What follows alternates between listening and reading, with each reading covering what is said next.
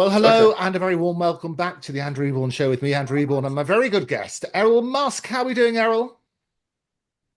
I'm good, thank you. Good, thank Excellent. you. And it's family You? time at Christmas. You've got all the family with you at the moment.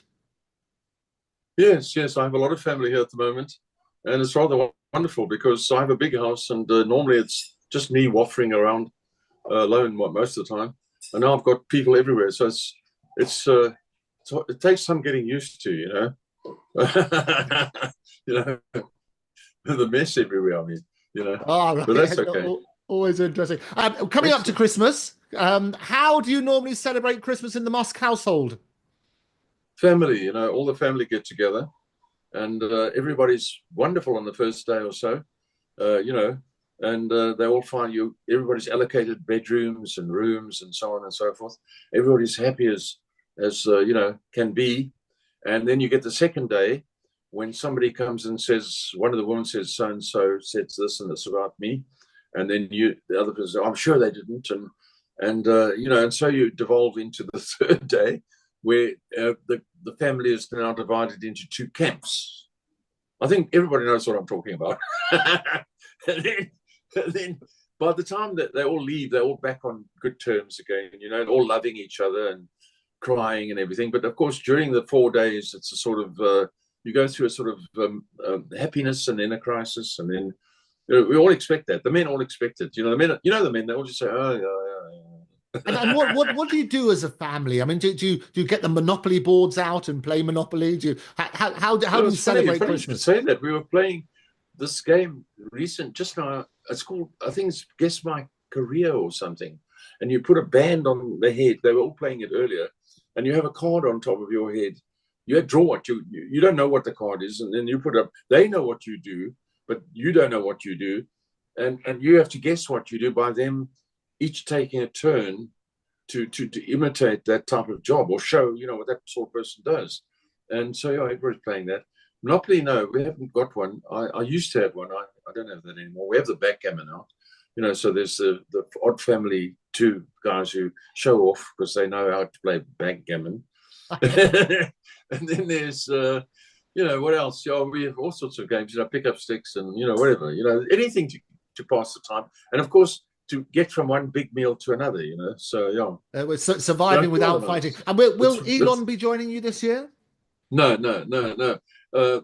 I actually don't know what Elon's doing. I know what Tosca's doing, I know what Kimball's doing, but I don't know what he's doing. And he's not married, so he's a single man, and so I'm not really sure. I hope he's all right. I hope he's all right. We haven't asked. I haven't checked, because I've got my own load here to deal with myself. But Kimball and Tosca will come and join you, will they? No, they're not coming, but I know what they're doing. So I know where they are. And because Kimball told me 2 weeks ago when I saw him, or 10 days ago. And yeah, so no, it's a lot of the time these holidays are wonderful. It's also a case of sort of getting through them, if you know what I mean. You know, you don't care what you get as a gift, but you're worried like blazes about whether you've got everybody the right gift. You don't even look at your gift when it comes. You just say, "Oh, thank you." And you might look at it No, 2 days later and say, we "Oh, spoke wow, look we at this." spoke about gifts in a previously, and you were always saying that the best gift is give somebody who's got everything is probably a book. Well, yes, you try to. Well, people ask me what I want. I say socks or something. Just to make it easy for them. So it's not so expensive. But inevitably, they come with something very expensive, and then I haven't bought something very expensive. Then I have to go to them afterwards and say, "Look, I had in mind to get you this. And I think of something." And then that's more expensive. Then, oh, really? I said, yeah, I didn't want to buy it because I need you to come with me, or something like that. Right. Anything to get past it. And then, of It's course, so difficult. It's so difficult for people trying to get very gifts, difficult, and you get things. very difficult. Favorite when growing up, then with the young family, because you had obviously a large family. You've got a young family now as well.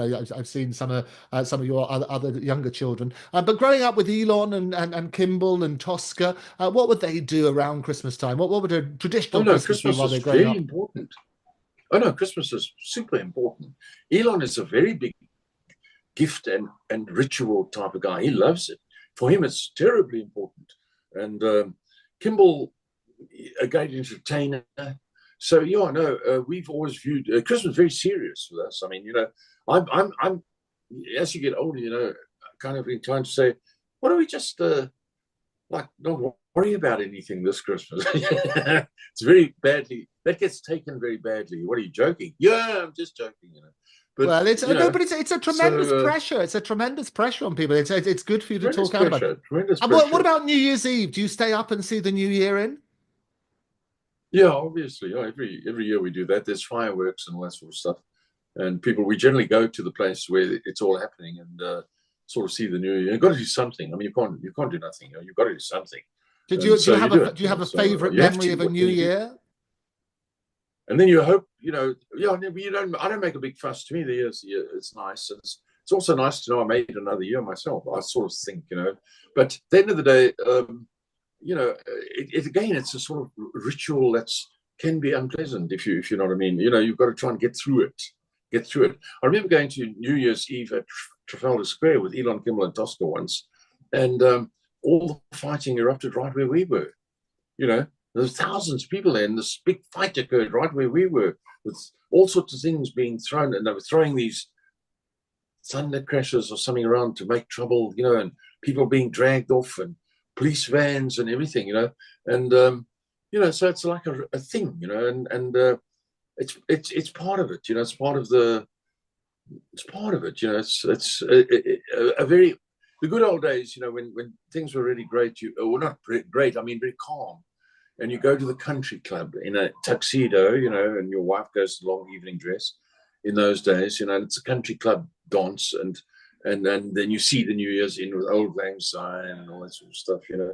Those days we don't seem to have much of that Those are anymore. the sort of favorite. And do you make New Year's resolutions? Well, I should, I suppose, but I haven't thought of that. No, I haven't thought of that. But I have so many resolutions that I have to make every day. I've promised a book to a publisher that I've written, that I wrote. I promised a publisher in England by the end of November that he would get it, and it's now the end of November, and I haven't even touched on it in this Yes. time.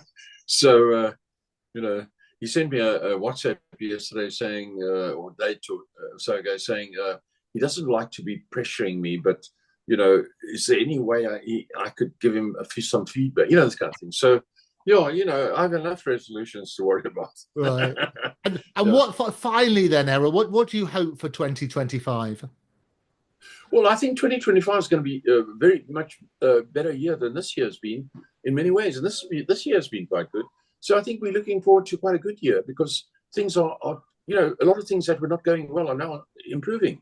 There's no doubt about it, and so we can all look forward to a few nice things. We can look forward to an end of the Ukraine war almost immediately. We can look forward to a settlement in the Middle East almost immediately. I was on Egypt television and they were talking about it, and I was on other interviews, and they are talking about things being much. This was when I was in Dubai in the Middle East and so on.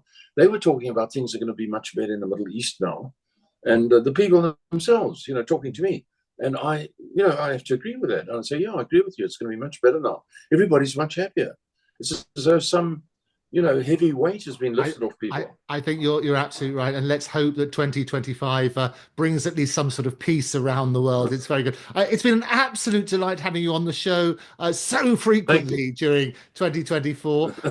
Really appreciate your brilliant wisdom, My great pleasure. feedback from around the world. Looking forward to more of that in 2025 and beyond. But for now, Errol Musk, thank you very much. Thank you. Thank you, Andrew. Thank Take you. care.